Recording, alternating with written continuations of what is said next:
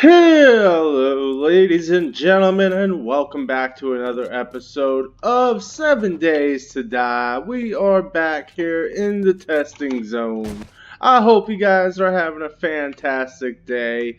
We are here, as you can see, in the unforgiven wasteland that is known as 7 Days to Die, on top of the new Shotgun Messiah factory, with an arsenal full of absolute chaos. And we are going to be talking about weapon modifications and weapon schematics, different things like that.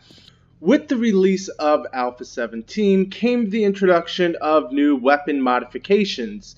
So back in the days, for those of you who used to play, you remember your weapons, you would simply, the better the level was, the better the modification, or the better the damage and the output was. And there was only one thing you could attach to your weapon, which was a flashlight. All that has seemed to have changed in this new 7 Days to Die Alpha 17 series. So now, weapons can now be modified and have pieces added to them. Now, you might be saying, okay, well, that's great and all, but how the heck do we get them? So, first off, there's two different types. You have actual physical cosmetic schematics, like silencers, scopes, the new flashlight schematic, which you have to craft to add a flashlight, and just about any kind of tool or weapon can be modified, except for level 1 items. So if you have a level 1 item, you might notice you cannot modify it. It must be a level 2 or higher in order to modify it. If it's a level 2, you get 1 modification slot. Level 3s will give you 2 modification slots. Level 4s will give you 3. Level 5s will give you 4 modification slots. And of course, all the way up to the highest tier, which is level 6, will give you 5 modification slots.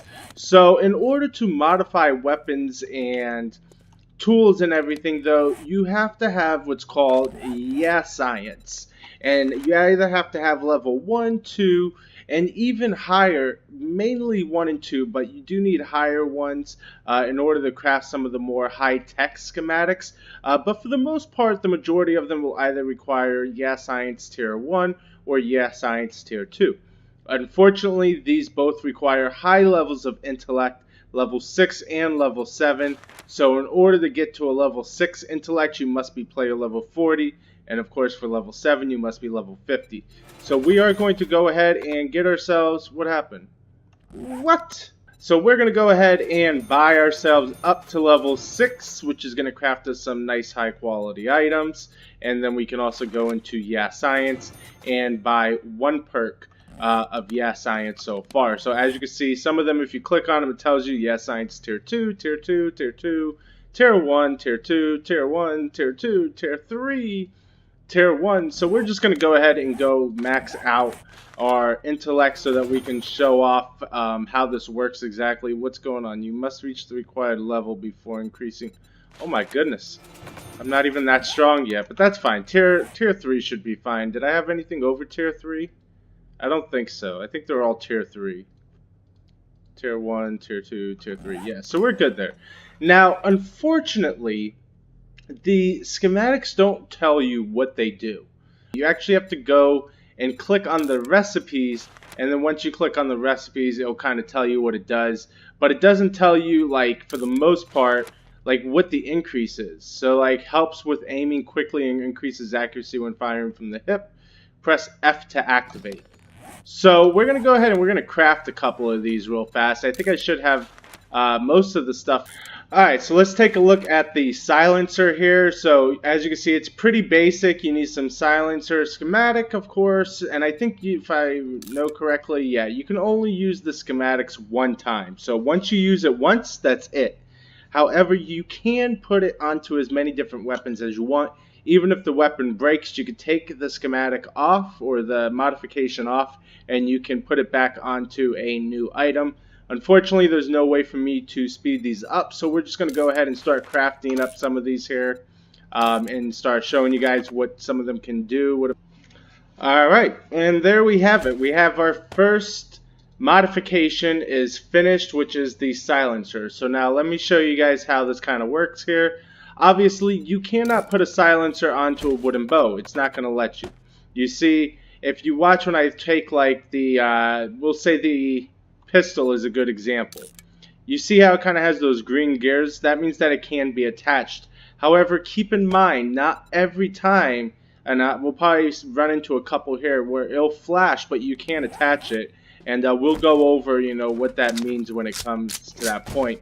But as you can see now, this one has a visible modification on the end of it. You can see there's a silencer. You can hear that it's silenced. Sounds pretty dope, I know. And it does, if you actually look at it, if we go back into the modification, it does affect your range and damage. So right now we have a silencer attached to it. So it reduced our damage by 4 and our range by 5. So every modification has a positive or negative effect on the weapon's performance. So keep that in mind when you're adding in your modifications.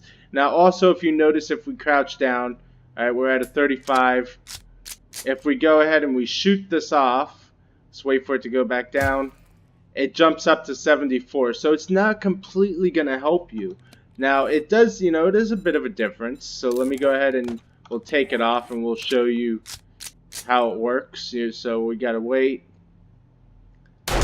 So as you can see, fully noticed right away, jumps up to 100. So it does make quite a bit of a difference when you have the silencer on the end of it. And if I remember correctly, I think the silencer can be added to just about any of the modifications here, other than like clubs and arrows, of course, but like you can put it on the SMG if you wanted to. And then the SMG, we'll go ahead and test this bad boy out here. Wait for that to go down to 35. No, there we go. So, it's got some pretty nice sound to it, I gotta say, with all things considered. Let's see, what else we got? We got a laser sight and we got the flashlight. So if we pull out our SMG here, the laser sight, if we put it on there, you can see now you have kind of like that little red laser there. I don't know why it's not centered. That could just be a glitch. I don't know. But what it's meant to do, if you actually look, like, okay, so if we go kind of like that. So you see how it kind of like touches? Let's get it perfectly lined up here. We'll go test it out on some zombies. So, okay, so you see the top and bottom, kind of everything kind of lines up perfectly. Now we'll go in here, we'll modify it, we'll remove the laser sight from it, and you can see it makes the crosshair bigger. So it reduces that hip fire accuracy so that it's a little bit more accurate when it's actually turned on. So let's go ahead and test this out. As far as damage and everything is concerned, if we look here, it gave us a little better weapon handling. But it did reduce our effective range even more. However, it did give us +2 range damage. So our range damage is kind of like leveled out. Them two kind of cross each other out there, which is pretty convenient. So let's spawn a zombie in over here and kind of show you guys what this thing does. So we got ourselves a zombie here. He's no match, I can tell you that much, for the silenced SMG. So pretty sweet modification. So you have your scopes as well. So if we look at like the scope here, let's take off the silencer, we'll put on the scope. The scope's pretty dope. So now we have, it zooms in here.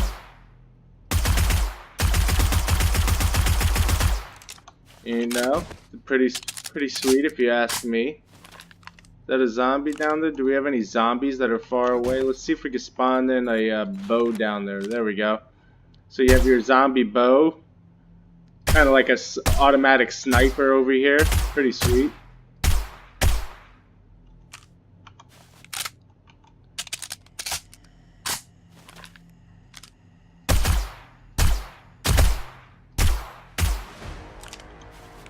Down he goes.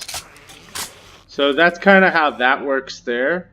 Let's see, what else can we test out here? What else do we got? Let's see.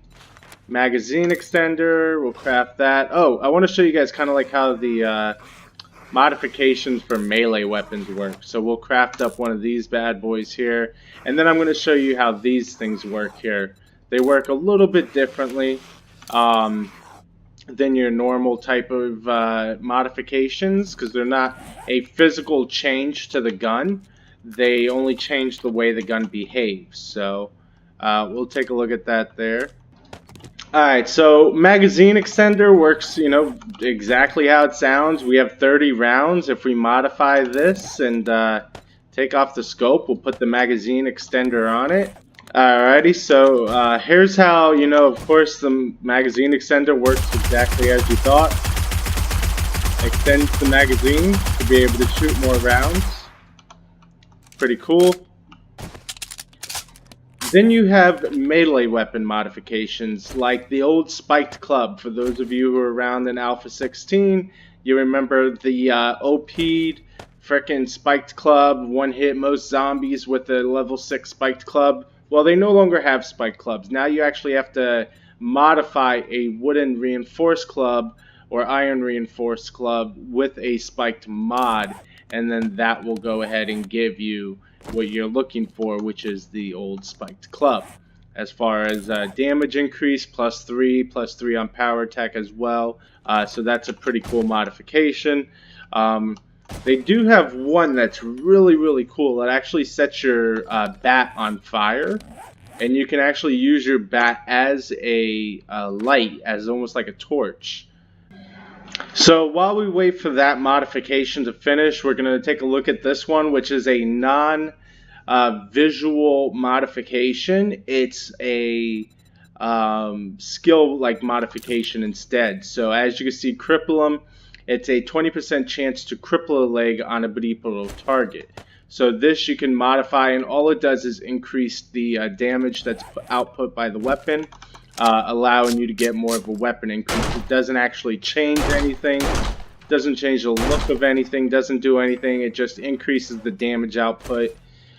This is a really cool modification, the Burning Shaft mod. You can apply it to any bat or wooden club, and what that does is it actually sets it on fire and allows you to actually be able to kind of light your path as you walk. Now, I don't think this actually will set zombies on fire.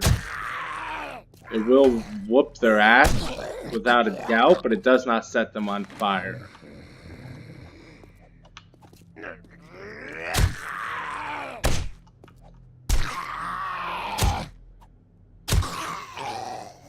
So it doesn't set them on fire. All it does is just give you light as well as a damage output increase.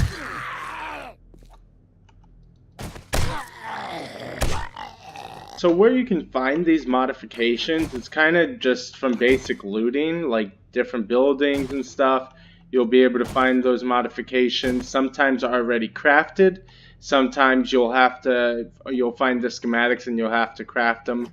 If you find them already crafted, you can use it without needing to be leveled up or anything. You just got to have a weapon that's at least level 2 or higher in order to be able to use the modification as soon as you find it. Otherwise, you can also, I believe, if I remember correctly, this last build update, they added the ability to be able to use or to purchase weapon modifications and sell weapon modifications to and from the trader. So keep an eye out when you go to your traders next time they restock. They should have modifications listed in there available for purchase. Correct me if I am wrong, but I'm pretty sure I'm pretty sure that is correct if I remember reading it correctly. But yeah, so that's pretty much the modifications and how they all work. It's very cool. It's very neat, very different. Keep in mind, again, not all of them can be added to every single one. Sometimes you can only add certain modifications to certain weapons. For example, the 8x scope. When you find the 8x scope, it can only be attached to the hunting rifle, and I believe the marksman rifle as well, but it cannot be attached to like an AK or a pistol. Same thing with, I think, the 4x scope cannot be attached to a pistol, only the 2x scope. So keep in mind, again, not all modifications can work with every single weapon. Sometimes they just won't work for whatever reason or another. You have to kind of play around with them. Some of them are not meant to work with certain weapons, and then I think some of them are actually just where it's a build error and it should be fixed Keep in mind, again, this is an experimental build, and everything that you see could eventually change in the future if they decide to update anything. So that's going to go ahead and wrap it up for today's, ladies and gentlemen. Hope you guys enjoyed this episode of the Testing Zone for the experimental version. If you guys have any suggestions, feel free to drop a comment down below. Let me know what your favorite part of this episode was, what you'd like to see in the next Testing Zone series. And as always, make sure to subscribe so you don't miss out on any of the fabulous episodes that we have to offer. And until next time, I will see ya. I missed.